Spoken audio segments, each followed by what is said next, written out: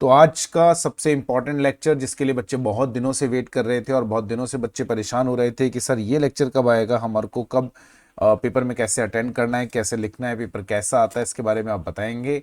तो हमें क्या करना है, तो लेक्चर अब हम ये रिकॉर्ड आज इसलिए कर रहे हैं और अब इसको इसलिए पब्लिश किया गया है क्योंकि यही सही टाइम है। अभी आप इस समय, ये वो टाइम होता है जब बच्चे इस वाले महीने में हर सब्जेक्ट को 3-3 4-4 दिन, मतलब हर सब्जेक्ट को 3-3 4-4 दिन दे रहे होते हैं और ऐसा करके लगभग 24 से 25 दिनों में जो 6 सब्जेक्ट्स हैं उनका रिवीजन कंप्लीट करते हैं। तो इस समय बच्चे ऑडिट का रिवीजन कर रहे होंगे क्योंकि सेकेंड लास्ट पेपर है। इसके बाद में बच्चे लास्ट पेपर का रिवीजन करेंगे एंड देन उसके बाद में वो बच्चे अपने अकाउंट्स के पेपर का प्रिपरेशन चालू कर देंगे क्योंकि वही पहला पेपर होने वाला है। तो इसलिए यही सबसे सही समय है इस पेपर के पास्ट पेपर्स के एग्जाम्स को डिस्कस करने का। इतने दिनों तक आपको जो इंतजार कराया वो इसीलिए कराया था, ठीक है। अब ऑडिट के पेपर को लेकर बहुत सारी भ्रांतियां, मैं पहले ही बहुत सारे लेक्चर्स में बहुत बार बहुत सारी चीजें पहले ही डिस्कस कर चुका हूं। तो अगर जिन बच्चों ने मेरे पुराने वीडियोस और लेक्चर्स देखे उनको तो सब क्लियर है, उनको ये पेपर डिस्कशन वाला कोई रिक्वायरमेंट नहीं है, ठीक है। मैं आपको 2-3 बातें पहले क्लियर करता हूं अच्छे से, वो मैं ऑलरेडी बता चुका हूं। फिर भी ऑडिट का पेपर हिंदी में आता है क्या? बिल्कुल आता है, आपका पेपर हिंदी में भी आता है, आप निश्चिंत रहें, हिंदी में पेपर मिलेगा, ठीक है। हिंदी में पेपर आता है। तो जो हिंदी मीडियम वाले बच्चे हैं उन लोगों को बिल्कुल भी परेशान नहीं होना कि सर हम पेपर कैसे पढ़ेंगे समझेंगे। एक ही पेपर में दोनों होते हैं, ऊपर इंग्लिश का होता है, एक नीचे हिंदी का पेपर होता है, इस तरीके से पेपर आता है। तो आपको परेशान नहीं होना, एक बात। तो दूसरी बात, जो पेपर में आंसर हमें लिखना है वो आंसर हमें क्या प्योर हिंदी में लिखना है? नहीं, हिंदी इंग्लिश मिक्स लिखनी है। हिंदी इंग्लिश मिक्स का क्या मतलब होता है? हिंदी इंग्लिश मिक्स का ये मतलब बिल्कुल नहीं होता कि आपको एक पैरा हिंदी में लिख रहे हैं, अगला पूरा पैरा अंग्रेजी में लिख दिया, पूरी लाइन इंग्लिश में लिख दिया। ऐसा नहीं करना है बेटा। हिंदी और इंग्लिश मिक्स का मतलब होता है आप हिंदी में लिखते रहे, कुछ वर्ड्स को बीच में इंग्लिश में लिखेंगे चलेगा। जैसे कहीं पर ऑडिटर वर्ड आया, अब आपको याद नहीं आ रहा, अंकेक्षक बोलते हैं तो आप ऑडिटर लिख दो, चलेगा, कोई दिक्कत नहीं, आप लिख सकते हो। ऑडिटर को अपने सारे अंकेक्षण प्रपत्रों का दस्तावेजीकरण करना चाहिए। आपको दस्तावेजीकरण वर्ड याद नहीं आ रहा, कोई बात नहीं, आप ऐसे लिख दीजिए, अंकेक्षक को अपने सारे अंकेक्षण प्रपत्रों का डॉक्यूमेंटेशन करना चाहिए। वर्किंग पेपर शब्द आया, आप अंग्रेजी में लिख दो वर्किंग पेपर, चलेगा, इतना चलता है, कोई फर्क नहीं पड़ता। बल्कि मैं व्यक्तिगत तौर पे तो यही कहता हूं कि यही भाषा जिसको हम लोग हिंग्लिश कहते हैं, है ना, आपको हिंग्लिश ही यूज करनी चाहिए। सबसे अच्छी लैंग्वेज तो हिंग्लिश ही है, पढ़ने वाले को बहुत आसान लगती है, समझ में आता है। तीसरी बात, हिंदी वाले बच्चों को नंबर कम देते हैं, हाँ ये बात मैं मानता हूं, उसका रीज़न लेकिन आपके साथ भेदभाव करना नहीं है। प्रॉब्लम उसका इतना सा है कि हिंदी मीडियम के टीचर से कॉपी चेक नहीं करवाता है आईसीआई। वो जो बच्चे, जो टीचर्स इंग्लिश की कॉपी चेक कर रहे हैं वही चेक करते हैं। मतलब मैं जितना समझता हूँ, मुझे जितनी जानकारी है, शायद हो सकता है मैं यहाँ गलत हूँ, हो सकता है शायद आईसीआई हिंदी मीडियम वाले बच्चों की कॉपी हिंदी वालों को देता हूँ, पर जितना मेरी जानकारी में है, जितना मैंने सुना है और जिस हिसाब से हिंदी वाले बच्चों के पेपर में नंबर आते हैं उसको देख के तो ऐसा ही लगता है। लेकिन कोई बात नहीं, ये हमारे हाथ में नहीं है, हम अपना बेस्ट करेंगे। और इसीलिए मैं आपको दूसरे वाले पॉइंट पे दोबारा लेके जाता हूँ, आप हिंदी के साथ साथ कुछ इंग्लिश के शब्दों का प्रयोग करेंगे तो एग्जामिनर को समझने में आसानी रहेगी, ठीक है। तो आप बिल्कुल निश्चिंत होकर जाएं, ऐसे मन में लेकर ही नहीं आए। हमने इसका सोल्यूशन यही निकाला है, हिंदी इंग्लिश मिक्स करके लिखें, पर याद रहे पूरा पूरा पैरा अंग्रेजी का, पूरी पूरी लाइन इंग्लिश की ऐसे नहीं लिखना है, ठीक है। वर्ड्स का यूज कीजिए, कोई दिक्कत नहीं है, कोई नंबर नहीं कटने वाला है। चौथी बात, पेपर का पैटर्न कैसा रहता है? पेपर का पैटर्न बहुत सिंपल है, आप सबको ऑलरेडी पता है, मैं नया क्या बताऊं। 1-2 पार्ट होंगे, पार्ट 1 पार्ट 2। पार्ट 1 जो रहेगा वो पूरा का पूरा एमसीक्यू बेस्ड रहेगा। एमसीक्यू का पैटर्न भी बहुत आसान है, 3 क्वेश्चन आएंगे और तीनों में 5-5 एमसीक्यू होने वाले हैं। एक पूरा केस स्टडी आता है, केस स्टडी में से आपको 5 मिलेंगे, हर केस स्टडी में से 5-5 क्वेश्चन होंगे। कभी कभी ऐसा भी होता है कि आपको 3 केस स्टडी की जगह 2 ही मिलेंगी और तीसरे वाले में सीधा डायरेक्ट आपको 5 एमसीक्यू दे दिया जाएगा। कभी कभी ऐसे तो हो नहीं सकता, बट फिर भी ट्रू फॉल्स आ जाए तो किसी भी तरीके से आ सकता है, लेकिन एक भरोसा रखिए बहुत आसान एमसीक्यू आता है। आप में से ज्यादातर बच्चों को मैंने देखा है, यूट्यूब के ऊपर बहुत सारे टीचर्स की वीडियो को देखें, उनमें से कई टीचर्स ने तो बच्चों को इतना ज्यादा खौफ में ला दिया। मैं आपको फिर कहता हूं, किसी भी पेपर का, मैं भी एक पेपर आपको यहाँ करा रहा हूँ, सितंबर 2025 का ये पेपर है, हिंदी में इसका आंसर भी अवेलेबल है, सजेस्टेड आंसर। ये गलत बात है कि इंस्टीट्यूट ने बस एक ही अटेम्प्ट के सजेस्टेड हिंदी में डाले, बाकी अटेम्प्ट के नहीं डाले, बट कोई बात नहीं, हमें सजेस्टेड चाहिए भी नहीं, हमें एक्चुअली सजेस्टेड आंसर्स चाहिए भी नहीं थे। हमें तो हमारे पास अपने नोट्स हैं, इंस्टीट्यूट के मॉड्यूल से बनाए हुए नोट्स हैं, उसी में से आंसर देना है, तो कोई दिक्कत की बात भी नहीं है। पर हाँ, अगर इंस्टीट्यूट डाल देता है तो बच्चों को थोड़ा आसानी रहती है। पेपर 2 के अंदर डिस्क्रिप्टिव क्वेश्चंस आते हैं, ठीक है, ये डिस्क्रिप्टिव क्वेश्चंस आएंगे, बिल्कुल सिंपल पैटर्न है, 14-14 नंबर के क्वेश्चंस आते हैं, जिसमें हर क्वेश्चन के अंदर 2 या 3, जनरली 3 होते ही हैं, क्योंकि कोई भी क्वेश्चन 14 नंबर का नहीं, 14 नंबर के आते हैं का ये मतलब नहीं है कि 14 नंबर का ही पूरा क्वेश्चन आ रहा है। क्वेश्चन के अंदर आपको, अगर आप पैटर्न देखेंगे तो उसके अंदर आपको इस तरीके से मिलेगा। जैसे देखो पहला प्रश्न है, अब इसके अंदर आपको टोटल 14 नंबर का क्वेश्चन है, इसके अंदर बहुत सारे क्वेश्चन है। जैसे ये वाला है 5 नंबर, 5 नंबर और 4 नंबर, ठीक है, तो 5 5 4 दे दिया। कई जगह ऐसा, कभी कभी ऐसा होता है 6 4 4, जनरली ये कम होता है, लेकिन कभी कभी अच्छा क्वेश्चन होता है तो 6 4 4 5 5 4, ये तो बहुत कॉमन सा पैटर्न है, ठीक है, ये तो बिल्कुल कॉमन पैटर्न है। तो 14-14 नंबर के 5 क्वेश्चन आपको अटेंड करने होते हैं, ठीक है, 14-14 नंबर के 5 क्वेश्चन आएंगे और जो है वो आपको बताने होते हैं, और इसमें से आपको देखना पड़ता है। पहला क्वेश्चन तो सब में कंपलसरी होता है, मतलब टोटल आएंगे क्वेश्चन 6 में से पहला क्वेश्चन कंपलसरी रहेगा, बाकी 5 में से कोई भी आपको 4 करने हैं। तो इस तरीके से होता है, पहला क्वेश्चन कंपलसरी है 14 नंबर का वो, बाकी के 14 नंबर के 4 क्वेश्चन, 56 प्लस 14, तो ये हो गया 70 नंबर, और 30 नंबर का पहला, जिसमें हर एक एमसीक्यू 2-2 नंबर का रहने वाला है। तो ये हमारा पैटर्न होता है। खैर, मैं वापस मुद्दे पर आता हूँ, एमसीक्यू इतना ईजी आता है, कोई परेशानी नहीं आती। 99% बच्चों को मैं जो गलती करते हैं ना, बहुत सारे बच्चे, आप सबके लिए भी बोल रहा हूँ, देखो बेटा, हमें 100 नंबर का पेपर अटेंड करके 60 नंबर लाने हैं, 50 लाने हैं, ऐसा नहीं है, हमें 50 लाने। मैं एक बार 50 पकड़ता हूँ, क्योंकि 50 हमारा मिनिमम है, इतना तो चाहिए पास होने के लिए भी और एग्रीगेट बनाने के लिए। मैं एक बार बेयर मिनिमम लेके चल रहा हूँ कि 50 तो लाना ही है। अब आपको 50 लाने हैं, इस बात पे फोकस रखें, इस बात पे फोकस नहीं करना है कि 100 नंबर का पेपर अटेंड करके 50 लाने हैं, ठीक है। आप जितना कम नंबर का पेपर अटेंड करेंगे उतने अच्छे नंबर लाएंगे। सुनने में बड़ा शॉकिंग लग रहा है ना कि सर हम 70 नंबर का पेपर अटेंड करेंगे तो हमारे 40 भी नहीं आ पाएंगे, ऐसा नहीं होता। आप पूरा पेपर अटेंड करने की कोशिश करते हैं, इसीलिए आपके नंबर कम आते हैं। क्यों नंबर कम आते हैं? क्योंकि आप पूरा अटेंड नहीं कर सकते, पेपर इतना बड़ा होता है। मैं भरोसा रखिए, पूरे इंडिया में कोई भी एक सिंगल टीचर ऑडिट का जिसको पढ़ाते हुए साल हो चुके हों, वो आ जाए और आकर मुझे पूरा पेपर 3 घंटे में अटेंड करके दिखा दे। मैं चैलेंज कर रहा हूँ, ओपनली चैलेंज कर रहा हूँ यूट्यूब पे, किसी भी बच्चे को, कोई भी व्यक्ति, कोई भी XYZ पर्सन, XYZ टीचर पूरे इंडिया में से उठा के लिया हो आप, जिसको पढ़ाते हुए 30-35 साल भी हो गए हों, 40 साल हो गए हों, 50 साल हो गए हों, टीचर को उठा लाओ, मुझे 3 घंटे के अंदर पूरा पेपर अटेंड करके दिखा दे वो, अगर कर सके, और फिर उसको अटेंड करने के बाद उसमें लाके दिखा दे 80 नंबर 90 नंबर, ये असंभव है, ठीक है, क्योंकि पेपर ही इतना बड़ा आता है। अब यहाँ पे सिलेक्शन बहुत इंपॉर्टेंट होता है। सारा पेपर अटेंड नहीं करना, ये दिमाग में रखें, नहीं करना। हम लोग, एक तो उससे होता है क्या ना, उससे टाइम मिल जाता है। टाइम मिलने से ये होता है कि हम अपना जो भी एक कंटेंट लिख रहे हैं, जो भी आंसर लिख रहे हैं, बहुत अच्छा लिखते हैं।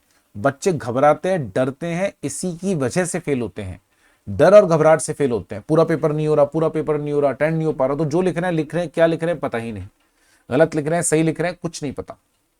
तो ऐसा आपको बिल्कुल नहीं करना है, मेरा भरोसा रखिए, ऐसा बिल्कुल करने की जरूरत नहीं है। आप अपने आराम से 5 क्वेश्चन है, एमसीक्यू तो पूरा करना है, इसको 100% अटेंड करना है, 100% अटेंड करना है, कोई भी नहीं छोड़ना। इसमें से आपके पास 5 क्वेश्चन है करने के लिए। 5 में से जैसा हमने कहा कि पहला क्वेश्चन तो कंपलसरी है ही, तो पहला क्वेश्चन आपको करना ही है। बाकी जो 2 से लेके 6 हैं उसमें से आपको कोई भी एनी 4, मैं तो कहता हूं जी एनी 4 अटेंड करने के बजाय एनी 3 करना है हमको। तो अभी होगा ये कि आपके पास में समय मिलेगा ज्यादा और क्वेश्चन करने हैं कम। इसका मिलेगा आपको एक एडवांटेज बहुत अच्छा, कि जो जो क्वेश्चंस आप अटेंड करेंगे उन क्वेश्चंस को आप बहुत अच्छे से अटेंड कर पा रहे होंगे, उन क्वेश्चंस का आंसर आप बहुत अच्छे से लिख पाएंगे। ये हमारे लिए ज्यादा इंपॉर्टेंट है, ठीक है। हमारे को इसी पे फोकस करना है, यही हमारा फोकस एरिया होना चाहिए। तो आपको 14-14 नंबर के 4 ही क्वेश्चन करने हैं, ठीक है, बढ़िया से अटेंड करने। अच्छा, अभी 100% वाले में बात करते हैं। इसमें आराम से 1 घंटा दो, 1 आवर आप इसके लिए रिजर्व रखो, पूरा 1 आवर, क्योंकि 30 में से 25 नंबर लाने ही है, और मेरी भरोसा रखिए आप आ जाएंगे। आपको लग रहा होगा, लेकिन 10 मिनट, अगर मैं तीनों क्वेश्चन को 10-10 मिनट दूं, 10 मिनट बेटा बहुत होते हैं। कभी अकेले बैठ के 10 मिनट इंतजार करना, घड़ी में पता चलेगा। 10 मिनट में आप 10 बार घड़ी मत देखना, बस 10 मिनट में आप देखना मत घड़ी कितना टाइम हुआ या घंटी बजी नहीं बजी, ये सब नहीं करना है। आप तो बस बिना घड़ी देखे चालू हो जाओ, ठीक है। और पूरे ध्यान से एक ही ऐसी कोशिश कीजिए कि एक बार पढ़ने से काम हो जाए। ज्यादातर टाइम पे बच्चों का टाइम खराब होता है, क्वेश्चन को 2-2 3-3 बार पढ़ते हैं।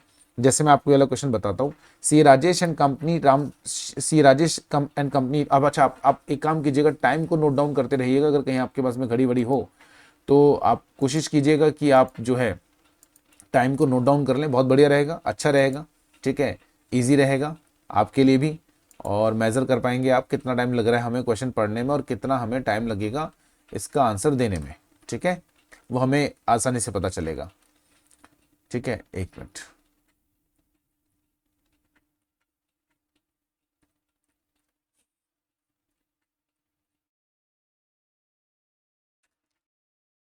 सी Rajesh and company Ram textiles limited, मैं भी टाइमर लगा देता हूँ इसलिए मैंने, लिमिटेड के विधायी लेखा परीक्षक हैं। और लेखा परीक्षक शुरू करने की व्यवस्था, अब यहाँ पर आकर इंस्टीट्यूट की लैंग्वेज जो वो गूगल वाली होती है ना, विधायी लेखा परीक्षक मतलब स्टैट्यूटरी, फाइनल जो ऑडिटर होते हैं ना, स्टैट्यूटरी। और स्टैट्यूटरी को हिंदी में हम लोग क्या बोलते हैं, वैधानिक। इस तरह के शब्दों से आपको थोड़ी दिक्कत आ सकती है। इसके लिए क्या करना है, पुराने पेपर देखने होते हैं, पेपर देखने, आंसर नहीं देखने हैं, पेपर पढ़ने हैं, शब्द पता चल जाएंगे। C Rajesh and company Ram textiles limited के स्टैट्यूटरी यानी वैधानिक लेखा परीक्षक है, मतलब ऑडिटर है। लेखा परीक्षक मतलब अंकेक्षक, वैधानिक अंकेक्षक। और लेखा परीक्षा, जगह ऑडिट के इस मॉड्यूल में जगह जगह लेखा परीक्षा शब्द का प्रयोग किया गया। लेखा परीक्षा का मतलब क्या होता है, लेखा परीक्षा का मतलब अंकेक्षण होता है। मैंने अपने पहले ही लेक्चर के अंदर ये बात बता दी थी, हिंदी का जो लेक्चर है उसमें, ठीक है ना। लेखा परीक्षक मतलब अंकेक्षक, ठीक है, और लेखा परीक्षण मतलब अंकेक्षण। सी राजेश ने सुनिश्चित करने की योजना बनाई कि सगाई टीमों के सदस्य, अब देखो सगाई नहीं, ये एंगेजमेंट को हिंदी में सगाई लिख दिया। एंगेजमेंट टीम का मतलब एंगेजमेंट टीम, सगाई टीम नहीं, के सदस्यों को काम का उचित रूप से निर्देशित, पर्यवेक्षण और समीक्षा की जाए ताकि टीम के सदस्यों को द्वारा प्रभावी लेखा परीक्षा की जा सके। बहुत सिंपल है, दो वर्ड समझ में कहीं कहीं लग रहा होगा गड़बड़ है, लेकिन हाँ भाषा इतनी आसान है कि पढ़ते पढ़ते समझ में आ रही है कि बोलना क्या चाह रहा है। सी राजेश ने समझा कि एंगेजमेंट टीम के सदस्यों, देखो लिखा ना इन्होंने भी एंगेजमेंट टीम, कितना बढ़िया चीज है। क्यों लिखना है सगाई टीम, एंगेजमेंट टीम लिख दो ना, आप भी ऐसे लिखो, कोई दिक्कत नहीं है। कि सदस्यों की दिशा और पर्यवेक्षण और उनकी समीक्षा की प्रकृति, समय और सीमा संस्था और फर्म से संबंधित विभिन्न कारकों पर निर्भर करती है। बिल्कुल ठीक बात है। उन्होंने यह सुनिश्चित किया कि लेखा परीक्षा की योजना इस तरह बनाई जाए ताकि लेखा परीक्षा के दायरे को कवर किया जा सके। यह पक्का करने के लिए, पूरी तरह सुनिश्चित करने के लिए कि पर्याप्त सावधानी बरती गई है, दायरे में वे मामले शामिल ना हो जो उनकी क्षमता के दायरे से बाहर है। साथ ही उचित आश्वासन प्राप्त किया जा सके कि क्या समग्र रूप से वित्तीय विवरण भौतिक गलत विवरण से मुक्त है, चाहे धोखाधड़ी या रिटे के कारण हो, जिसमें लेखा परीक्षक एक राय व्यक्त करने में सक्षम हो सके। लेखा परीक्षक ने संस्था और उसके पर्यावरण, आंतरिक नियंत्रण, आईटी पर्यावरण संबंधित जोखिमों को समझ लिया। संव्यवहार की बड़ी संख्या को देखते हुए, संव्यवहार मतलब ट्रांजैक्शन, लेखा परीक्षक ने सही जांच और नियंत्रण के साथ लेखा परीक्षा नमूना चयन करना बेहतर समझा। एंगेजमेंट टीम के सदस्यों को बताया गया कि उपयुक्त जोखिम मूल्यांकन प्रक्रियाओं को परिस्थितियों के अनुरूप और लेखा परीक्षा जोखिम के विभिन्न घटकों के बीच संतुलन बनाने के लिए डिजाइन किया जाना चाहिए ताकि समग्र लेखा परीक्षक जोखिम को स्वीकार निम्न स्तर तक किया जा सके और आवश्यकता अनुसार उचित लेखा परीक्षण प्रक्रियाओं को अपनाया जा सके। लेखा परीक्षक सांख्यिकी तकनीकों के अनुप्रयोग द्वारा या पेशेवर निर्णय के अभ्यास के माध्यम से नमूना आकार निर्धारित करना चाहते हैं, जैसा कि विशेष परिस्थितियों में उचित होगा, और उचित मामलों में संव्यवहार या खाते की शेष राशि बनाने वाले सभी मदों की जांच करने का भी निर्णय लिया गया। तदनुसार सी राजेश ने बिक्री के सत्यापन के लिए सांख्यिकी नमूनों का उपयोग करने, साथ ही संबंधित प्रश्नों के पक्षों के सभी व्यवहार, संबंधित पक्ष मतलब रिलेटेड पार्टी ट्रांजैक्शन, बिक्री संव्यवहार को सत्यापित करने का निर्णय लिया। लेखा परीक्षक ने विभिन्न कारकों पर विचार किया जो कि नियंत्रण के परीक्षण के लिए नमूना आकार निर्धारित करते हैं, और देखा कि जब परिस्थितियां समान हो तो नमूना आकार पर कारकों का प्रभाव भी समान होगा, भले ही एक सांख्यिकी या गैर सांख्यिकी दृष्टिकोण चुना गया हो। इसके अलावा उन्होंने ऐसी लेखा परीक्षा प्रक्रिया डिजाइन और निष्पादित किया जो पर्याप्त और उचित लेखा परीक्षा साक्ष्य प्राप्त करने के उद्देश्य से परिस्थितियों में उपयुक्त हो, इस प्रकार उचित निष्कर्ष निकालने में सक्षम हो जिस प्रकार लेखा परीक्षक की राय आधारित हो सके। एंगेजमेंट टीम के सदस्यों को निर्देश दिए गए कि प्राप्त लेखा परीक्षक साक्ष्यों की उपयुक्तता और प्रासंगिकता के अलावा लेखा परीक्षा साक्ष्य की पर्याप्तता की आवश्यकता और लेखा परीक्षा साक्ष्य की पर्याप्तता के संबंध में लेखा परीक्षा के निर्णय को प्रभावित करने वाले कारकों पर भी विचार किया जाना चाहिए। ठीक है, निम्नलिखित प्रश्न संख्या 1 से 6 के उत्तर दे देंगे भी, क्या दिक्कत आ रही है। अभी देखो हमारे को पढ़ने में कितना टाइम लगा, पढ़ने में हमें टाइम लगा लगभग 4 मिनट। अब आप पढ़े होंगे तो आपको लगा होगा यार इसमें से आधी बातें तो समझ में ही नहीं आई। हाँ तो समझनी है ही नहीं, क्यों समझनी है भाई, सीधा क्वेश्चन पढ़ो ना।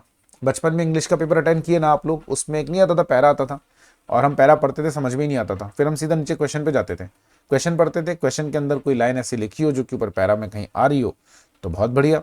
अभी आपने 4 से 5 मिनट लगाए पैरा पढ़ने में, लेकिन मतलब कुछ नहीं निकला, तो ऐसे केस में क्या करना चाहिए?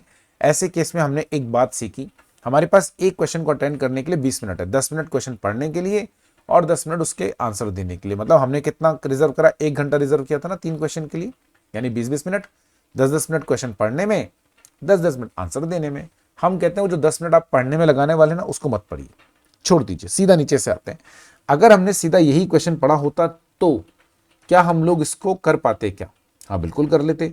सी राजेश ने एंगेजमेंट टीम के सदस्यों के काम के पर्यवेक्षण और समीक्षा को प्रभावित करने वाले सभी कारकों पर विचार किया। यानी कोई होगा सी राजेश, कोई होगी एंगेजमेंट टीम, हमें क्या लेना देना कौन सी एंगेजमेंट टीम? समझ में आ रहा है ना यहाँ पर कि एक चार्टर्ड अकाउंटेंट है, उसने अपने एंगेजमेंट टीम के जो सदस्य हैं, अपनी जो अंकेक्षण टीम है उसके जो सदस्य हैं, उनके काम का पर्यवेक्षण और समीक्षा, मतलब उनके काम का रिव्यू और सुपरविजन, उसको प्रभावित करना पड़ेगा ना सुपरविजन। तो एक सीए होगा कोई राजेश, उसने अपनी एंगेजमेंट टीम, कोई ऑडिट असाइनमेंट आया उनके पास, कोई अंकेक्षण कार्य आया, उस कार्य के लिए जो टीम बनाई, उस टीम का जो काम है, उस काम का वो जो है लगातार पर्यवेक्षण करेगा, उसकी समीक्षा करेगा, करना ही पड़ता है। अब उनकी पर्यवेक्षण और समीक्षा करने के लिए, ये निर्धारित करने के लिए कि भी कितनी समीक्षा कैसे करनी है, पर्यवेक्षण कैसे करना है, इसके लिए कई कारकों पर विचार किया गया। बिल्कुल, निम्नलिखित में से कोई एक एंगेजमेंट टीम के सदस्यों के मार्गदर्शन और पर्यवेक्षण की प्रकृति, समय और सीमा तय करने और उनके काम की समीक्षा करने में कारक नहीं। अब आपको उस कारक का नाम बताना है जो अंकेक्षक टीम का जो जो जो मेन व्यक्ति होगा, जो सीए है, वो ध्यान नहीं रखेगा जब वो ये निर्धारित कर रहा होगा कि मुझे अपने टीम के सदस्यों के काम का जो निरीक्षण करना है, जो पर्यवेक्षण करना है, उनके काम की जो समीक्षा करनी है, तो कितनी समीक्षा करनी है, क्या समीक्षा करनी है, कैसे करनी है ना? समीक्षा और पर्यवेक्षण करने की प्रकृति निर्धारित करने के लिए, समय सीमा निर्धारित करने के लिए जिन कारकों का हम ध्यान रखते हैं, उनमें से इन नीचे लिखी कारकों में से कौन सा ऐसा कारक है जो उन कारकों में नहीं आता? तो देखते हैं। संस्था का आकार और जटिलता बिल्कुल आता है जी। संस्था के आकार के अनुसार ही ये निर्धारित होता है कि हमें अपने टीम के सदस्यों के कार्य का कितना पर्यवेक्षण करना है। कार्य की समीक्षा के लिए समय और प्रशिक्षित कर्मियों की उपलब्धता, ये कहीं पे भी नहीं था, अगर आपको याद हो तो ये पॉइंट हमने पढ़ा भी नहीं। कार्य की समीक्षा के लिए समय, कार्य की समीक्षा के हमें अपनी टीम के सदस्यों के काम की समीक्षा करने में कितना समय लगेगा, ये हम कभी नहीं देखते। जो लगेगा समय लगेगा, ये नहीं देखा जाता, ये कोई कारक नहीं है। अंकेक्षण, लेखा परीक्षा यानी अंकेक्षण का काम करने वाली टीम के सदस्यों की क्षमता योग्यता बहुत जरूरी है, क्योंकि अगर हमारी टीम के सदस्य बहुत योग्य होंगे, बहुत ही क्षमतावान होंगे, तो हमें उनकी समीक्षा कम करनी पड़ेगी, पर्यवेक्षण कम करना पड़ेगा। लेखा परीक्षा का क्षेत्र यानी अंकेक्षण का क्षेत्र बहुत जरूरी है। यदि अंकेक्षण के क्षेत्र में ऐसी ऐसी चीजें शामिल हैं जो कि हमें लगता है कि हमारी टीम के सदस्यों ने भी शायद पहली बार चेक करी है, तो ज्यादा करना पड़ेगा। ज्यादा बड़ा क्षेत्र है तो ज्यादा पर्यवेक्षण करना पड़ेगा। तो मतलब सीधा सीधा 3। अब आप मुझे बताओ, ऊपर का सवाल नहीं पढ़ते, ऊपर का पैरा नहीं पढ़ते तो हुआ कि नहीं हुआ? बिल्कुल हुआ जी। यही बात मैं आपको समझाना चाहता हूं। आप समय खराब करते हैं, आपको आंसर नहीं आ रहा है, ऐसा नहीं, आप टाइम खराब करते हैं। आप क्या करते हैं ऊपर पढ़ने में? देखो अभी कितना टाइम हुआ है, जब से हमने क्वेश्चन स्टार्ट करा तब से अब तक हमें सिर्फ 8 मिनट हुए। हमारे पास 20 मिनट है, 8 ही मिनट हुए। 8 मिनट में से हमने 5 या 6 करने, एक तो कर लिया हमने, अभी भी हमारे पास 12 मिनट बाकी हैं, और उसमें से भी हमने 5 मिनट तो क्वेश्चन पढ़ने में खराब करे। अगर वो नहीं कर रहे होते ना तो 2 मिनट के अंदर ही हो चुका होता। सी राजेश की समझ के अनुसार नीचे दिए गए विकल्पों में से कौन सा विकल्प वित्तीय विवरणों की लेखा परीक्षा के दायरे में आता? मुझे बताओ, ऊपर जो आपने पढ़ा भाड़ में जाने दो ना, क्या लिखा था?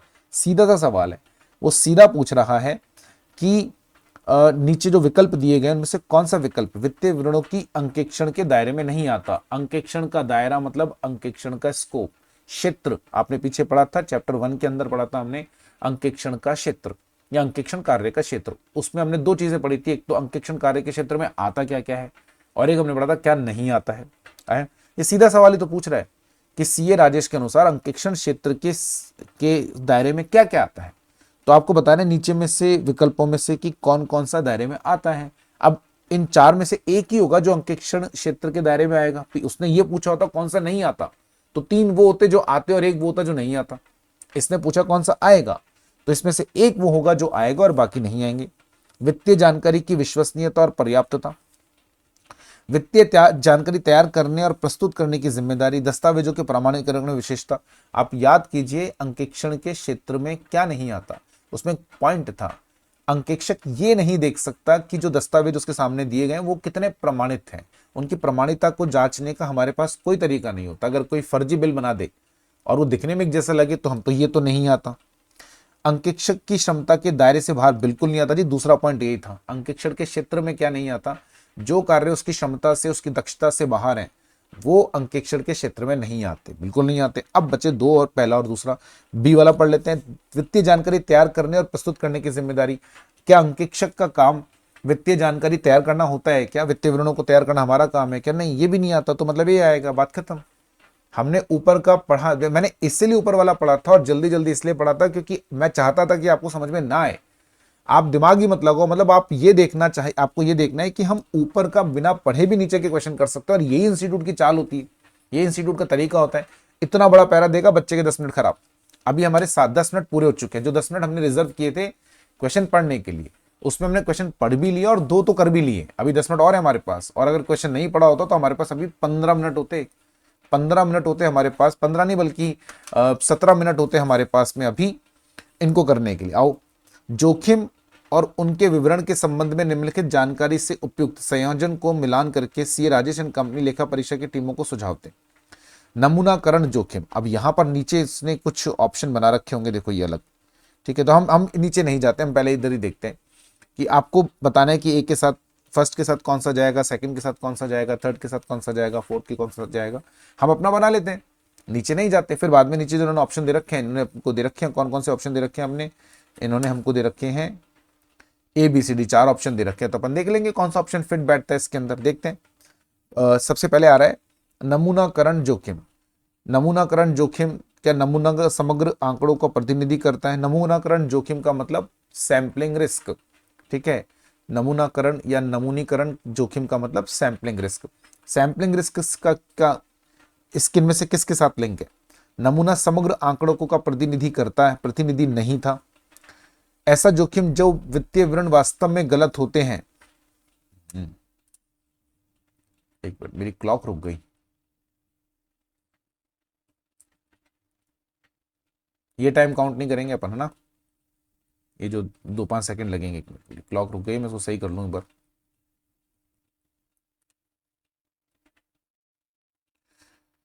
नमूनाकरण जोखिम, नमूना समग्र आंकड़ों का प्रतिनिधि नहीं था। देखिए, नमूनाकरण जोखिम कब आता है, सैंपलिंग में रिस्क कब आता है? सैंपलिंग में रिस्क के कई कारण होते हैं, जिसमें एक कारण होता है जब आपका सैंपल आपकी पॉपुलेशन को, यानी हमारा जो जो नमूना है वो हमारी जो पूरी जनसंख्या है, जिस जो पूरी जनसंख्या सामान्य वित्तीय विवरण होते हैं उसका प्रतिनिधित्व नहीं करता, यानी हमारा नमूना हमारी जनसंख्या के अनुसार नहीं है। नमूना समग्र आंकड़ों मतलब पूरी जनसंख्या का प्रतिनिधि नहीं है या नहीं था। हाँ, ये एक तो कारण होता है जोखिम आने का, ये तो है। लेकिन इसके आधार पर भी और पढ़ लेते हैं। ऐसा जोखिम जो जो जब वित्तीय विवरण वास्तव में गलत विवरण बताए गए हों तो लेखा परीक्षा की अनुचित लेखा राय परीक्षा देता हो। लेकिन ये तो नमूनाकरण जोखिम थोड़ी ना होता, ये तो अंकेक्षण जोखिम होता है। इसे तो अंकेक्षण जोखिम या लेखा परीक्षा जोखिम कहा जाता है कि अगर वित्तीय विवरणों में वाकई में कुछ गलत है, मिथ्या वर्णन है, गलत विवरण मतलब मिथ्या वर्णन अगर है, तो अंकेक्षक जो राय देगा वो गलत हो सकती है। देखो, ऐसा जोखिम कि वित्तीय विवरण, जब वित्तीय विवरण वास्तव में गलत विवरण बताए गए हैं, मतलब मिथ्या विवरण बताए गए हैं, तो लेखा परीक्षक मतलब अंकेक्षक अनुचित लेखा परीक्षा राय, अंकेक्षण राय दे सकता है। ये वाला होता है, ये तो तय है ये वाला, यानी इसके साथ ये बैठ रहा है, सी और डी और देख लेते, लेकिन ये तो तय है, ये तो अंकेक्षण जोखिम होता है, लेखा परीक्षा जोखिम नहीं, ठीक है। अभी और पहले, सॉरी, ऊपर वाला हम पढ़े थे, अनुचित लेखा परीक्षा प्रक्रिया लागू करने के कारण गलत निरीक्षक। आपने लेखा परीक्षा प्रक्रिया यानी अंकेक्षण प्रक्रिया ही गलत लगाई, इसकी वजह से गलत निष्कर्ष निकला। यानी आपका जो सैंपल था, जो आपका नमूना था वो गलत नहीं था, नमूना सही था, लेकिन फिर भी आपकी राय गलत हो गई। आपकी लेखा परीक्षा राय मतलब आपकी लेखा परीक्षा निरीक्षक मतलब अंकेक्षण राय जो है वो गलत हो गई। तो इसका मतलब ये तो जो सैंपलिंग नहीं करने की वजह से जो जोखिम आता है वो वाला हो गया, मतलब ये तो गैर नमूना जोखिम हो गया। वो हमारे पास ये वाला पॉइंट है। तो अब तय हो गया, ये यही रहेगा, ये रहेगा। यानी हमारा आंसर होना चाहिए फर्स्ट का ए, सेकंड का बी, थर्ड का डी और फोर्थ का सी। अब ये ऑप्शन किस में आ रहा है? ये ऑप्शन आ रहा है, देखो, ABCD ये तो नहीं है, CA भी नहीं आ रहा, ये भी नहीं आ रहा, ABDC ये वाला आएगा। है ना। अब इसका ऊपर वाले क्वेश्चन से कोई लेना देना नहीं था बेटा, ऊपर वाले हमने जो नहीं पढ़ते ना अपन, तो भी आ रहा है, देखो बढ़िया तरीके से आ रहा है, कोई दिक्कत नहीं आ रही, एकदम आसान तरीके से हम लोग इसको सॉल्व कर पा रहे हैं, क्योंकि नीचे क्वेश्चन बहुत इजी आ रहे हैं, टाइम ही नहीं लग रहा। और देखते हैं, एक सी राजेश ने नियंत्रणों व्यवहारों के सत्यापन, यानी जो ट्रांजैक्शन है उनके वेरिफिकेशन, मतलब व्यवहारों का सत्यापन और वास्तविक प्रक्रियाओं को लागू करने के लिए नमूना लेने का निर्णय करा। ठीक है भी, नियंत्रणों मतलब आंतरिक नियंत्रणों की जांच करने के लिए, व्यवहारों की जांच करने के लिए, व्यवहारों के सत्यापन के लिए और अन्य जो प्रक्रियाएं हैं उनकी जांच करने के लिए उसने नमूना जांच करने का सोचा। ठीक है, इस संबंध में नीचे दिए गए विकल्पों में से एक कथन को चुनिए। ठीक है, चुन लेंगे जी भी, कौन सा कथन आ रहा है। नियंत्रण की परीक्षा की 100% जांच करना संभव है। हाँ, नियंत्रणों की परीक्षण मतलब नियंत्रणों की जांच, नियंत्रणों की जांच मतलब कंप्लायंस प्रोसीजर। ठीक है, पीछे हमने पढ़ा था ना, नियंत्रण जांच कंप्लायंस प्रोसीजर।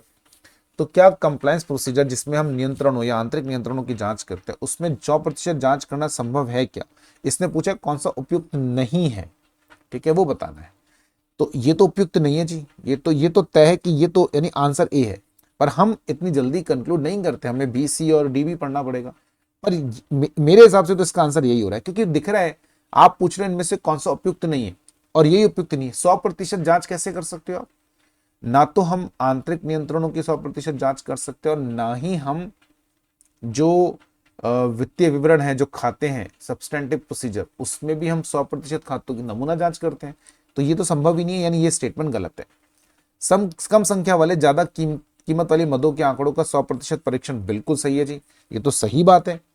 ये गलत कैसे है? हम तो यही करते हैं, जो ज्यादा, जिनकी वैल्यू ज्यादा होगी, जिन मदों की राशि ज्यादा होती है, जिनकी वैल्यू ज्यादा है, उनको 100% जांचते हैं।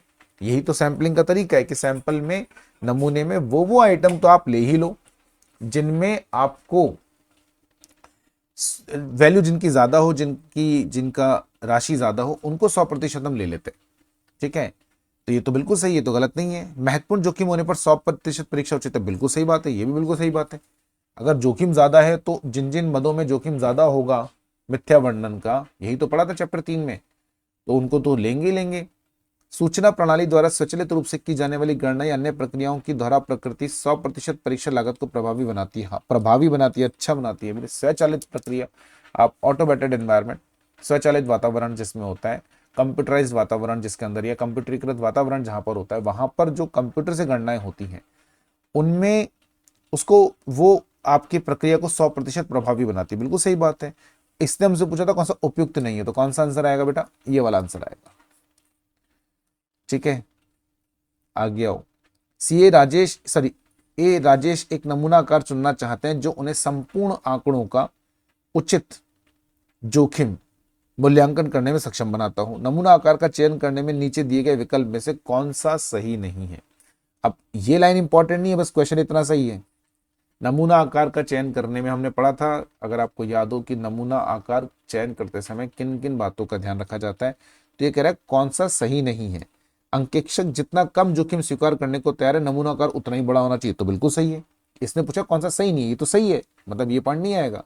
यदि विचलन की सहनीय दर, विचलन की सहनीय दर मतलब हमने एक पढ़ा था टोलरेंस रेट ऑफ डेविएशन, यदि हमारा टोलरेंस रेट ऑफ डेविएशन वो ज्यादा है तो नमूना आकार कम हो जाएगा, बिल्कुल। आप जितना ज्यादा गलत को, मतलब आपका सहनीय क्षमता जितनी ज्यादा है, आपको लगता है वो था ना, जब बहुत सारे मिस स्टेटमेंट होने की संभावना ज्यादा है, लेकिन हम जानते हैं कि इतने मिस स्टेटमेंट होते ही हैं, इतने मिथ्या वर्णन होते ही हैं, और ये नॉर्मल है। तो ज्यादा मिथ्या, आपका टोलरेंस लेवल, आपका सहनीय क्षमता ज्यादा है, आप जानते हैं यार ये तो नॉर्मल है, तो उस केस में हम छोटा आकार लेते हैं, ये भी ठीक बात है। अन्य बातें समान होने पर जोखिम मूल्यांकन में नियंत्रणों की परिचालन प्रभावशीलता पर अंकेक्षक जितना अधिक भरोसा करेगा, अंकेक्षक के नियंत्रणों के परीक्षण की सीमा उतनी ही अधिक होगी, और इस प्रकार नमूना आकार कम हो जाएगा। मुझे लगता है ये तो बिल्कुल गलत है। पहले एक चौथा पढ़ लेते हैं। ये जब परीक्षण किए जाने वाले आंकड़ों के विचलन की अपेक्षित दर में वृद्धि होगी तो नमूना आकार में वृद्धि होगी। देखिए डिविएशन, विचलन की जैसे आपने 5 चेक करे सैंपल में या नमूना में, 5 आपने लिए, और पांचों को जब हमने जांचा तो जैसा हमने सोचा था वैसा नहीं मिला, अब आदमी के दिमाग में शक आएगा, विचलन की दर ज्यादा है, तो आप नमूना आकार बढ़ाएंगे ना। हाँ, तो यही होता है, यानी ये भी ठीक है, मतलब आप पढ़ने की जरूरत नहीं है, आंसर ये वाला है। ए बी और डी तो गलत है, मतलब वो तो सही है। आपने पूछा कौन सा सही नहीं है, ए बी डी तो सही है, तो सी वाला ही गलत है, आप आंख बंद करके कर दो। ठीक है। लेखा परीक्षा साक्ष्य की पर्याप्तता के रूप में लेखा परीक्षा का निर्णय नीचे दिए गए कारकों में से एक पर निर्भर नहीं है। यानी अंकेक्षण में हमें कितने साक्ष्य लेने चाहिए, उसकी पर्याप्तता, राइट, यानी उसकी सफिशिएंसी, वो कई पे निर्भर करती है। बोल रहा है कि इनमें से कौन सा ऐसा एक कारक है जिस पर निर्भर नहीं करती। तो लेखा परीक्षा साक्ष्य की प्रकृति और स्रोत, इस पे तो निर्भर करती है जी, बिल्कुल निर्भर करती है, लेकिन इससे उसकी पर्याप्तता निर्भर नहीं करती, उसकी उचितता पे निर्भरता आती है। अंकेक्षण साक्ष्य की प्रकृति और उसके स्रोत से उसकी वो उचित है या नहीं ये पता चलता है, वो पर्याप्त है या नहीं वो नहीं। हाँ, उचित होगा तो पर्याप्त होगा, तो अंकेक्षण साक्ष्य उचित है या नहीं ये पता चलता है इससे। लेकिन इसने तो पूछा पर्याप्तता के लिए, ठीक है ना, आपको बताना है नीचे दिए गए कारकों में से एक पर निर्भर नहीं है। किस पर निर्भर नहीं है? इस पर तो निर्भर नहीं है, क्योंकि इस पर तो उचितता निर्भर करती है, तो ये तो है ही आंसर। भौतिक रूप से गलत विवरण का जोखिम नहीं, भौतिक रूप से गलत विवरण का जोखिम देखें, जिस किसी भी मद में जितना ज्यादा मिथ्या वर्णन का जोखिम होगा आप उसके लिए उतने ही ज्यादा अंकेक्षण साक्ष्य लेंगे। यानी किसी भी अंकेक्षण, किसी भी मद के लिए अंकेक्षण साक्ष्य पर्याप्त है या नहीं, ये इस बात पे भी निर्भर करेगा कि उसमें गलत विवरण का जोखिम कितना है। ज्यादा जोखिम होगा तो ज्यादा लेने पड़ेंगे। नहीं, पर्याप्तता इस पे निर्भर करती है, हाँ निर्भर करती है। आपने पूछा किस पे निर्भर नहीं करती, ऐसा कारक चुनना है जिस पर निर्भर नहीं है, तो इस पे तो निर्भर करती है। आबादी का आकार और विशेषताएं, यानी आपकी जो पूरी पॉपुलेशन है, यहाँ पर आबादी मतलब जनसंख्या, जनसंख्या मतलब वो ये देखो ये करते हैं कन्वर्जन में, कई जगह जनसंख्या लिख दिया, कई जगह आबादी लिख दिया, कुछ भी लिख देते हैं। तो आबादी का आकार और विशेषता यानी जो जो जनसंख्या जिसका आप आंकलन कर रहे हैं उसका आकार और विशेषताएं उस पर निर्भर करता है, बिल्कुल निर्भर करता है जी। भौतिकता पे भी निर्भर करता है, यानी ये वाला आएगा आंसर। तो अब इन 6 को करने में हमें लगे 22 मिनट। 22 मिनट लगे हैं तब जब मैं आपको समझा भी रहा हूं। अब ध्यान दीजिए, देखो हमने इसको जब मैंने अभी टाइम नोट किया तो लगभग 22 मिनट लगे। 22 मिनट लगे, उसमें से 5 मिनट तो हमारे चले गए किसमें, क्वेश्चन को पढ़ने में। उसको हटा देते तो बचे 17 मिनट। 17 मिनट में भी मैं आपको समझा रहा हूं, इसलिए मतलब अगर मैं 4-5 मिनट ये भी हटा दूं तो मतलब 12 से 13 मिनट में यानी 2 बातें हमें समझ में आ गई। ये आपको अपने दिमाग में रट लेना है, सेट कर लेना है कि एक तो जो एमसीक्यू आता है उसमें आप सीधा पहले नीचे जो सीधा एमसीक्यू को पढ़ें, ऊपर वो लंबी चौड़ी रामायण जो इन्होंने दी जैसे यहां दे रखी थी, है लंबी चौड़ी रामायण पढ़ने की जरूरत नहीं है।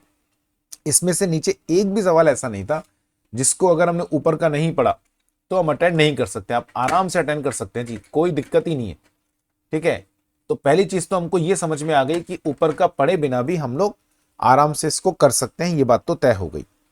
ठीक है, तो 12 मिनट में हो जाएगा, 12 से 13 मिनट के अंदर, यानी 6-7 मिनट हमने यहां बचा लिए।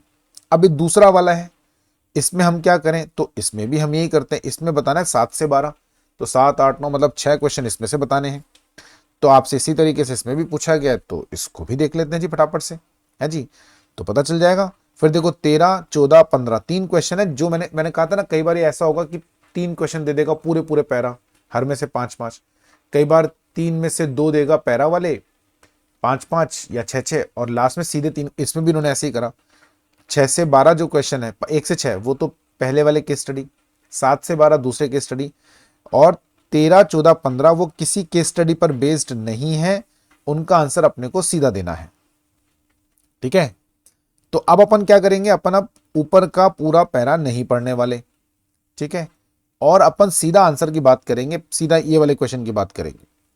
निम्नलिखित खरीद लेनदारों, इन्वेंट्री और अचल संपत्तियों के संबंध में आंतरिक नियंत्रण प्रश्नावली का एक हिस्सा है।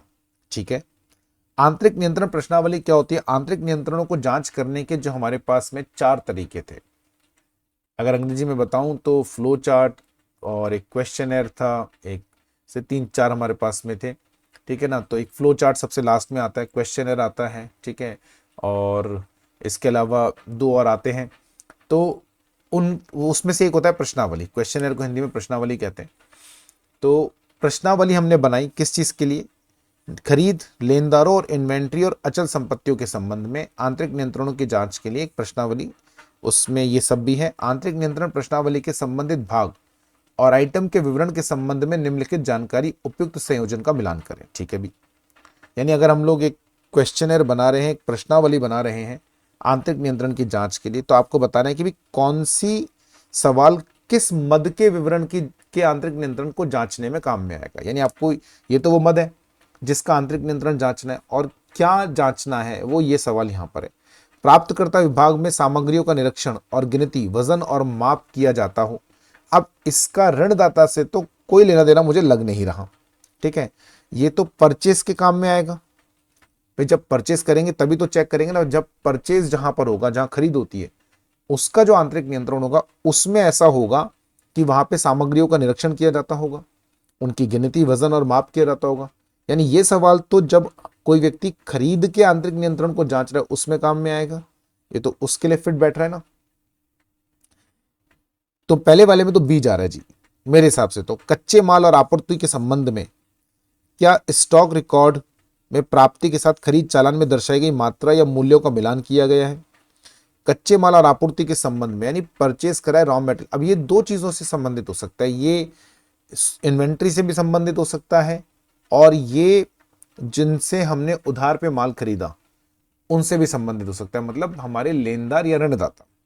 पर इसको भी हम देखते हैं किस किस में आएगा। क्या पुनः ऑर्डर करने के लिए कोई मानदंड है क्या। पुनः ऑर्डर करने के लिए, पुनः ऑर्डर किस चीज का, पुनः ऑर्डर तो इन्वेंट्री का होता होगा, यानी इसके लिए तो ये वाला आ रहा है, तो इसके लिए फिर ये वाला जाएगा।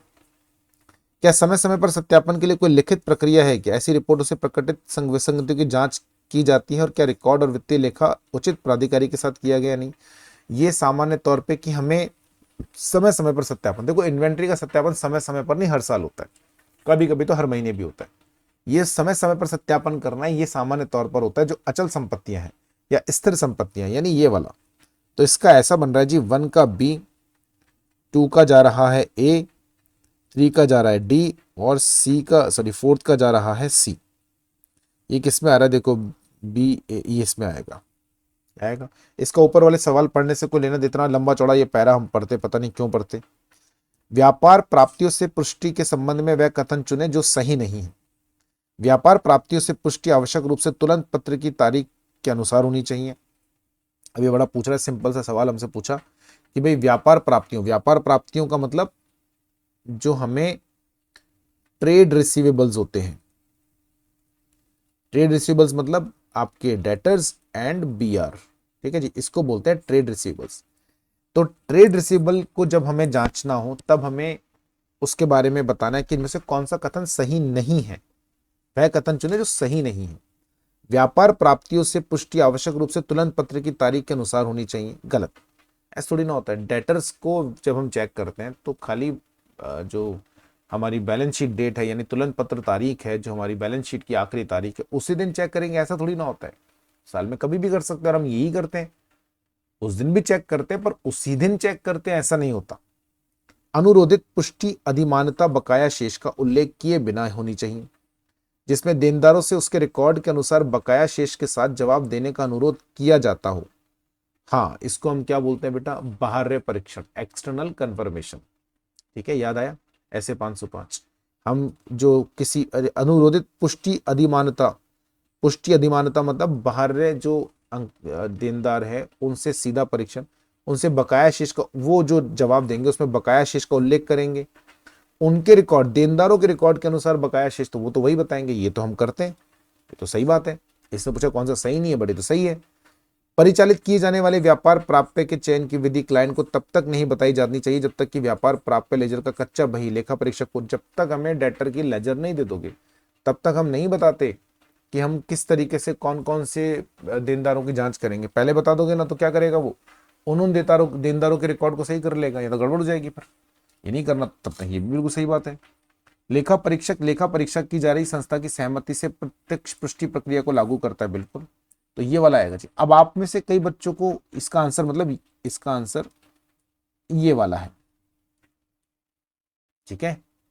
अब सवाल ये कि कई बच्चों को लग रहा होगा यार ये कौन से चैप्टर का है, तो मैं बता देता हूं, ये चैप्टर नंबर 5 का है, ठीक है। इसमें लिए आपको थोड़ा सा दिक्कत आ सकती है, क्योंकि चैप्टर 5 में हमेशा कहता हूं छोड़ के जाना चाहिए। 2 मैंने पढ़ाया है पूरा, पर ये चैप्टर 5 का है, इसीलिए ऊपर वाला भी चैप्टर 5 का था, ठीक है ना।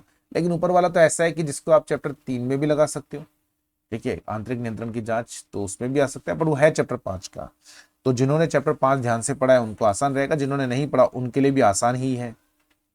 जिन पक्षों का पुष्टिकरण अनुरोध भेजे गए थे उनमें से कुछ ने उत्तर दिया और कुछ ने नहीं दिया। सी रवि चोपड़ा ने प्राप्त प्रतिक्रियाओं का विश्लेषण किया और अपनी टीम के सदस्यों के साथ प्रतिक्रिया ना देने के कारणों पर चर्चा की।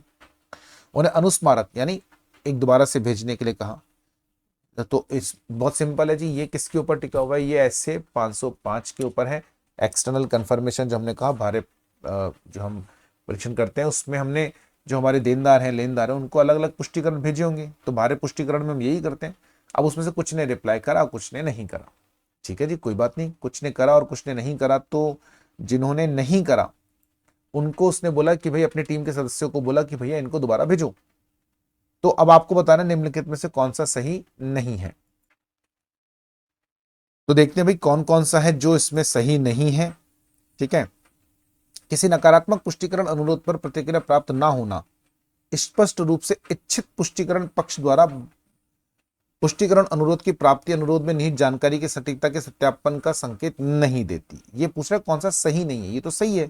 यदि कोई नकारात्मक, दो तरह के होते हैं, एक सकारात्मक पुष्टिकरण, एक नकारात्मक पुष्टिकरण। नकारात्मक में पढ़ा था कि अगर तृतीय पक्ष जिससे हम पुष्टिकरण कर रहे हैं उसको जवाब तभी देना होता है जब उससे जो हमने सूचना मांगी उससे वो सहमत ना हो। यदि वो उससे सहमत है तो वो जवाब नहीं देता। अगर कोई नकारात्मक पुष्टिकरण हुआ है और उसका हमें कोई प्रतिक्रिया नहीं मिली तो इसका तो यही मतलब हुआ ना कि वो उस जानकारी, उसके हिसाब से वो जानकारी सही है, इसलिए उसने जवाब नहीं दिया। अब उसने जवाब नहीं दिया, इसका मतलब आप समझो ये किसी भी आधार से उसके सत्यापन की सटीकता को प्रभावित नहीं करता। ठीक है, उस पर ये किसी भी तरीके से प्रभाव नहीं डाल रहा। तो ये तो पॉइंट एकदम सही है, इसको तो हम गलत नहीं कह सकते। गलत क्यों नहीं कह सकते? इस पॉइंट को हम लोग गलत हम इसलिए नहीं कह सकते क्योंकि नकारात्मक में तो अगर जवाब नहीं आ रहा तो उसके सटीकता के सत्यापन का संकेत नहीं देती, मतलब जवाब नहीं आना। ठीक है ना, ये स्वच्छ रूप से इच्छित पुष्टिकरण पक्ष द्वारा, इच्छित पुष्टिकरण पक्ष द्वारा मतलब भारे पक्ष द्वारा पुष्टिकरण के अनुरोध की प्राप्ति या अनुरोध में निहित जानकारी की सटीकता के सत्यापन का संकेत नहीं देती। ठीक है ना, ये बात बिल्कुल सही है, ये ही होता है। ठीक है, तो ये तो आंसर सही फिट नहीं बैठ रहा इसके अंदर। यदि कोई पुष्टिकरण पक्ष नकारात्मक पुष्टिकरण अनुरोध का जवाब नहीं देता तो इससे सकारात्मक पुष्टिकरण के अनुरोध के जवाब की तुलना में काफी कम भरोसेमंद और लेखा परीक्षा साक्ष्य मिलता है।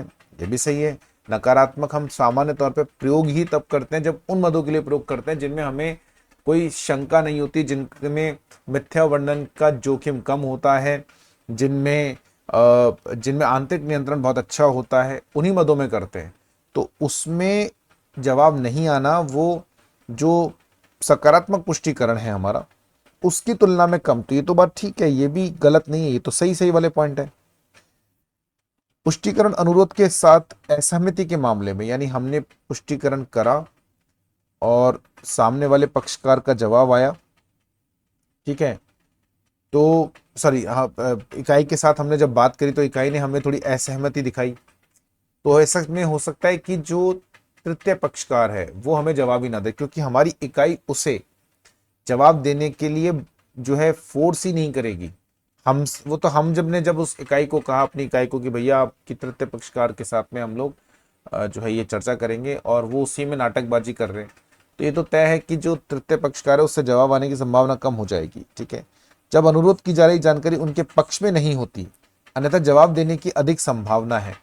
ठीक है ना, जब अनुरोध करने की जानकारी, अब ये बात आपने गलत लिख दी, अगर अनुरोध की जानकारी उनके पक्ष में नहीं होगी तो उनके द्वारा जवाब ना दे पाने की, ये तो हम किस तरह का पुष्टिकरण करें उस पर निर्भर करता है। सकारात्मक पुष्टिकरण में तो हम क्या कहते हैं, सामने वाले तृतीय पक्षकार को हम कहते हैं कि भैया आपका आंसर हमारे आंसर से मैच करे या ना करे, यानी जो जानकारी हम पूछ रहे हैं वो सही हो या गलत, आप दोनों ही परिस्थिति में जवाब दीजिए। तो उनके रिकॉर्ड में मैच नहीं करेगा इसलिए वो जवाब नहीं देंगे, नहीं, ऐसा नहीं। ये तो पुष्टिकरण के प्रकृति पर निर्भर करती है, ये बात गलत है, यानी इसका आंसर ये वाला होगा।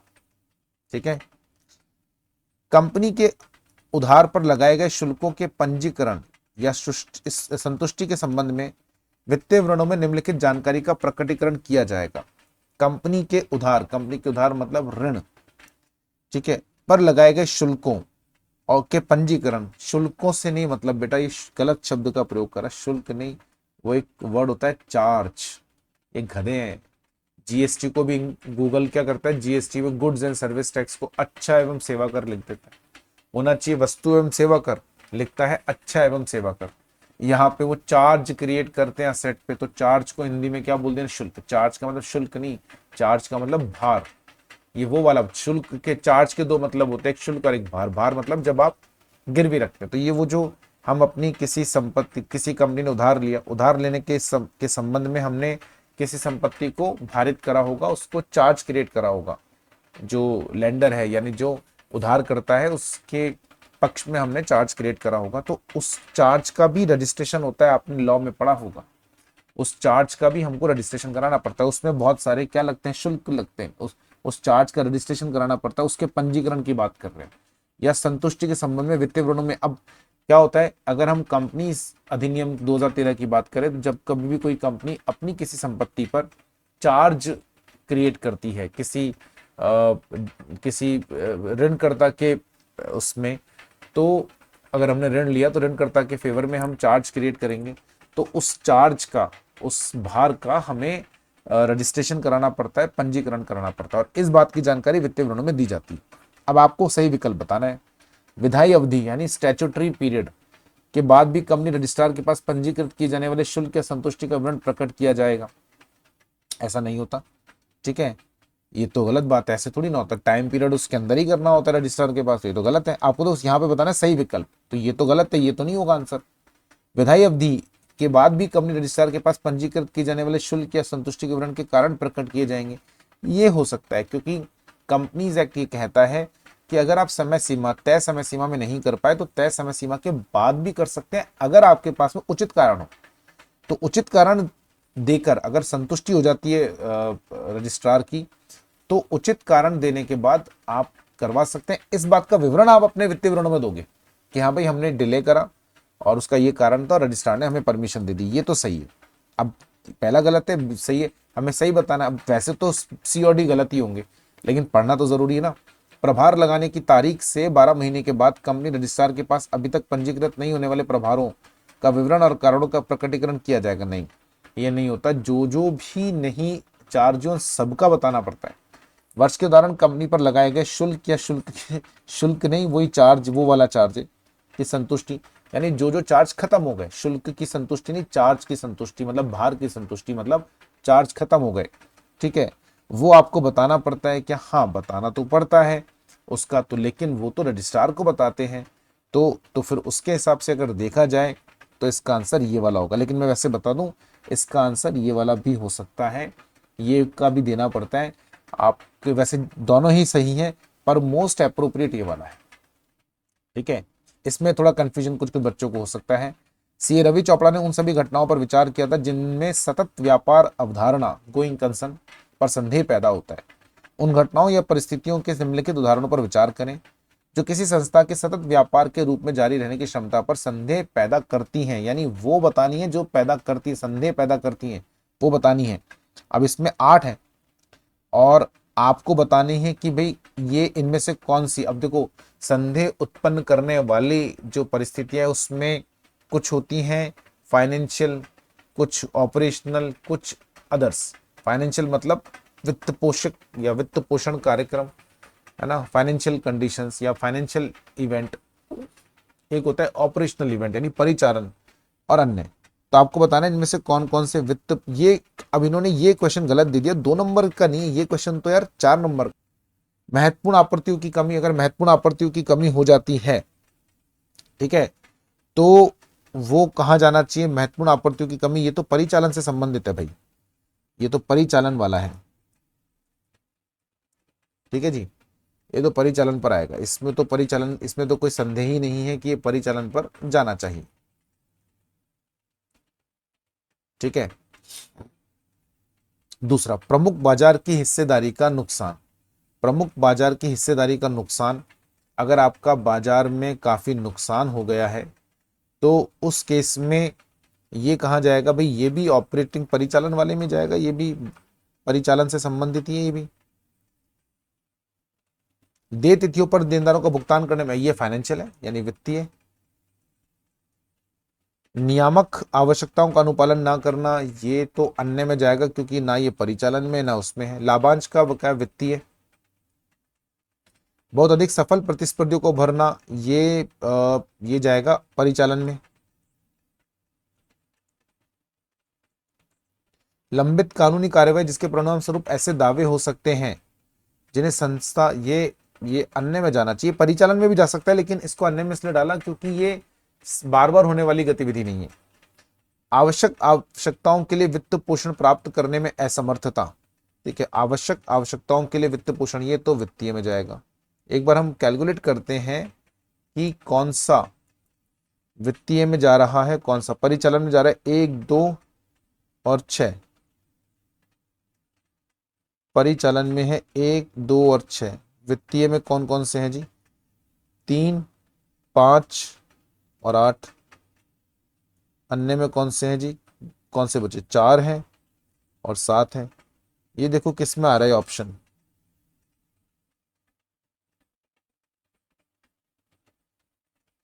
परिचालन में 1, 2, 6 किस में आ रहा है? 1, 2, 6 ये आ रहा। इसमें वित्तीय वाला क्या रहा? ये वाला आएगा, डी आएगा भाई इसका।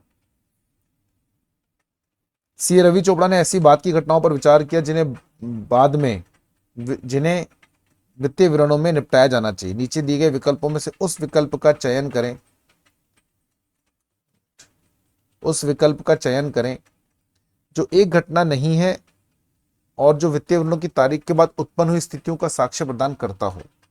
ठीक है, नीचे दिए गए विकल्पों में से उस विकल्प का चयन करें जो एक घटना नहीं है और जो वित्तीय विवरणों की तारीख के बाद उत्पन्न हुई स्थितियों का साक्ष्य प्रदान करता हो। यानी वित्तीय विवरणों के बाद जो घटनाएं हुई हैं, जो आई हैं, उनके बारे में साक्ष्य देता हो, ऐसा आपको बताना है। वित्तीय विवरणों की तारीख और अंकेक्षण की रिपोर्ट की तारीख के बीच उन कानूनी दावे को अदालत के बाहर कम राशि पर निपटाना जिसके लिए वित्तीय विवरणों में पहले से ही प्रावधान है। भाई ये तो है ही, इसमें तो दिमाग ही नहीं लगाना। मेरे को तो लगता है इसका आंसर ए पर थे। अगर बैलेंस शीट डेट बाद यानी वित्तीय विवरणों की तारीख के बाद और अंकेक्षक की रिपोर्ट से पहले, इस दौरान कोई कोर्ट केस है जिसके बारे में 31 मार्च को आपने प्रावधान बनाया था, मतलब ये घटना 31, ये मतलब ये जो मामला है 31 मार्च को था, उसका आपने बाद में आउट ऑफ कोर्ट सेटलमेंट कर लिया। तब वित्तीय विवरण की या बैलेंस शीट की तारीख के बाद, लेकिन ऑडिट रिपोर्ट से पहले, ठीक है, आपने इसको कर दिया। तो ऐसे में अंकेक्षक, ये तो है, ये तो सीधा सीधा आपको बता रहा है। नई शेयर पूंजी जारी करना, नहीं, ये तो अगले साल ही जाएगा। कंपनी का नियोजित विलय, ये भी नहीं, ये अगले साल जाएगा। क्योंकि ये वो परिस्थितियां जिनके लिए 31 मार्च को किसी तरह की कोई भी स्थिति नहीं है। भाई हम बाद वाले जो इवेंट होते हैं, बाद वाले जो घटनाएं होती हैं, उनको पिछले साल के वित्तीय विवरणों में तभी हम उसको समायोजित करते हैं जब उसके लिए परिस्थितियां 31 मार्च को हों। इसके लिए 31 मार्च को थी क्योंकि 31 मार्च को आप प्रावधान बनाकर आए थे, उसी का तो सेटलमेंट करा है बाद में। पर ये दोनों तो नई शेयर पूंजी 31 मार्च, ये तो आपने अगले साल इशू करी है। वित्तीय विवरणों की तारीख और लेखा परीक्षक की रिपोर्ट की तारीख के बीच आग के कारण इन्वेंट्री का नष्ट होना, देखो ये भी आता है बेटा, ये है। अब इसका आंसर जो है ना वो ए भी हो सकता है और डी भी हो सकता है। आप कोई मुझसे पूछे कौन सा आएगा, भाई मेरे हिसाब से तो है ना, देखो नहीं, इस सॉरी डी वाला नहीं आएगा, इसमें गलती है। क्यों नहीं आएगा डी वाला? इन्होंने ये नहीं बताया कि वो जो इन्वेंट्री का नष्ट हुई, वो इन्वेंट्री 31 मार्च को थी या नहीं थी। नहीं आएगा, सॉरी, यही आएगा। अगर वो इन्वेंट्री जो नष्ट हुई अंकेक्षक की रिपोर्ट से पहले और वित्तीय विवरणों की तारीख के बाद, वो इन्वेंट्री अगर वो होती जो 31 मार्च को थी हमारी बैलेंस शीट में, तो ये वाला भी आता, यही आएगा। तो ये हमारे क्वेश्चन खत्म। अब 13, 14, 15 हैं जो कि बेसिकली ऊपर के केस स्टडी से नहीं है। सी छात्र अजय ने कृषि संबंधी अग्रिम के लिए आरबीआई के विवेकपूर्ण मानदंडों के अनुसार अग्रिमों के वर्गीकरण की अवधारणा सीखी। विवेकपूर्ण मानदंडों के अनुसार कृषि अग्रिमों का एनपीए माना जाएगा अगर कम अवधि की फसल के मामले में मूलधन या उस पर ब्याज की किस्त एक फसल सीजन और एक लंबी अवधि की फसल के मामले में 2 फसल सीजन, नहीं उल्टा बोल दिया, लंबी अवधि में 1 फसल सीजन होता है। कम अवधि की फसल के मामले में ब्याज किस्त 2 फसल सीजन और लंबी अवधि के मामले में 1। हाँ, ये वाला सही है, ठीक है। एक कंपनी की नीचे के पढ़ने की जरूरत नहीं है, सिंपल सा एग्रीकल्चर वाले में हमने पढ़ा था एक कंपनी की अंकेक्षण के दौरान सीए नितिन ने आय के विवरण और तुलन पत्र के मदों के संबंधित विभिन्न अभिकथनों को सत्यापन किया। कथन एक, घटना और मूल्यांकन तुलन पत्र शीर्षक से संबंधित अभिकथन है। घटना और मूल्यांकन तुलन पत्र से संबंधित नहीं, मूल्यांकन तो है पर घटना नहीं। अकरेंस, अकरेंस तो घटना मतलब अकरेंस, ये तो इवेंट, इसका बैलेंस शीट से वो लेना देना नहीं। मूल्यांकन तो है पर ये तो गलत हो गया, कथन एक तो सही नहीं है। मापन और अस्तित्व आय के विवरण के नहीं, आप मापन और अस्तित्व दोनों ही किससे रिलेटेड है? बैलेंस शीट से भी। मापन दोनों में आता है, P&L और बैलेंस शीट, यानी वित्तीय विवरण और आय के विवरण। लेकिन अस्तित्व जो देखा जाता है वो सिर्फ वित्तीय उसके लिए देखा जाता है, क्या नाम है, बैलेंस शीट के लिए, यानी तुलन पत्र के लिए। उसका आय के विवरण से कोई लेना देना नहीं, ये दोनों तो गलत। मापन और पूर्णता आय के विवरण के शीर्षक से संबंधित अभिकथन है, बिल्कुल सही। मेजरमेंट और कंप्लीटनेस, अस्तित्व और अधिकार दायित्व तुलन पत्र, ये भी सही है, यानी 3 और 1 कथन 3, ये 4 होगा बेटा, 1 नहीं 4 होगा। 3 और 4 सही है, इसका ये डी आंसर है। एक लिमिटेड कंपनी के बैंकों के एक संघ कुछ निर्णय किए। बैंकों के एक संघ मतलब ये कंजोर्टियम फाइनेंस है बेटा। कुछ बैंक मिलकर अगर एक लोन देते हैं जिन्हें वित्त पोषित ऋण और नॉन वित्त पोषित सुविधा में वर्गीकृत किया गया। सुविधाओं का विवरण निम्नानुसार, साख पत्र, नकद जमा, बैंक गारंटी, ओवरड्राफ्ट। ठीक है, आपको बताना है वित्त पोषित ऋण के संबंध में सही विकल्प चुने। वित्त पोषित संबंध, वित्त पोषित मतलब होता है जिनमें हम लोग पैसा देते हैं। ठीक है, तो बता देते हैं। साख पत्र मतलब लेटर ऑफ क्रेडिट, इसमें तो हम पैस नहीं देते। नकद जमा इसमें देते हैं। बैंक गारंटी यानी लेटर ऑफ गारंटी इसमें भी नहीं देते। देखो मैं आपको बता दूं, इन्होंने पूछा है नॉन वित्त पोषित और वित्त पोषित। वित्त पोषित मतलब जिसमें बैंक लोन देते समय पैसा देता है। कुछ ऐसे लोन होते हैं जिसमें बैंक पैसा नहीं देता, बैंक सिर्फ अपनी गारंटी देता है या बैंक अपनी गुडविल देता है। तो देखो इन दोनों में पैसा नहीं देगा, नगद जमा दे। ओवरड्राफ्ट में पैसा देता है, मान साख पत्र में भी नहीं देता। छूट दिए गए खरीदे गए बिल जो डिस्काउंटिंग इसमें देता है। जोखिम साझा करने के आधार पे भागीदारी, ये भी नहीं होता। ठीक है ना, ये डिपेंड करता है। देखो ये 2 केसेस हैं। अगर जोखिम साझा करने के आधार पे भागीदारी मतलब इस तरीके से बनाई है कि दोनों का हिस्सा होगा, तो दोनों इसको ले भी सकते, नहीं भी ले सकते। देखेंगे नीचे 2, 4 और 6 तो हैं। अब इनके साथ कौन सा कॉम्बिनेशन आ रहा है? 2, 4, 6, ये तो गलत हो गया। 2, 4, 6, 2, 3, 4, ये भी गलत हो गया, ये भी गलत हो गया। ये वाला आएगा, इन्होंने 7 को लिया है। ठीक है, तो 2, 4 वैसे अगर हमारा काम हो गया, जब हमारे 2, 4, 6 आ गया ना, उसके साथ में एक जो और आ रहा है ऑप्शन, वो ले लेंगे। तो ये हमारे पास पार्ट ए था। सिंपल था, ऊपर के क्वेश्चन पढ़े बिना भी हो सकता है। मुझे लग गया इस आपको पढ़ाने में लगभग 55-56 मिनट, यानी 60 मिनट में ये पार्ट ए पूरा हो सकता है। ये तो मेरे को 60 मिनट लग रहे हैं तब जब मैंने आपको समझाया भी है। समझाऊं नहीं तो शायद हो सकता है मैं 45 मिनट में ही कर लेता, यानी आप भी कर लेते हैं। तो ये हमारा जो है क्वेश्चन पेपर का पार्ट 1 था। आपने देखा सिंपल पेपर आ रहा है, बहुत ज्यादा टिपिकल पेपर नहीं आ रहा। ठीक है ना, तो आज का लेक्चर हम यही रोकते हैं। ये हमारा पार्ट 1 था। अभी आप वेट कीजिए पार्ट नंबर 2 का, जल्दी वो भी लेकर आ रहे हैं। जल्दी मतलब कल ही लेकर आएंगे पार्ट नंबर 2, जिसमें हम इसका बाकी जो पेपर है वो डिस्कस करेंगे। ठीक है।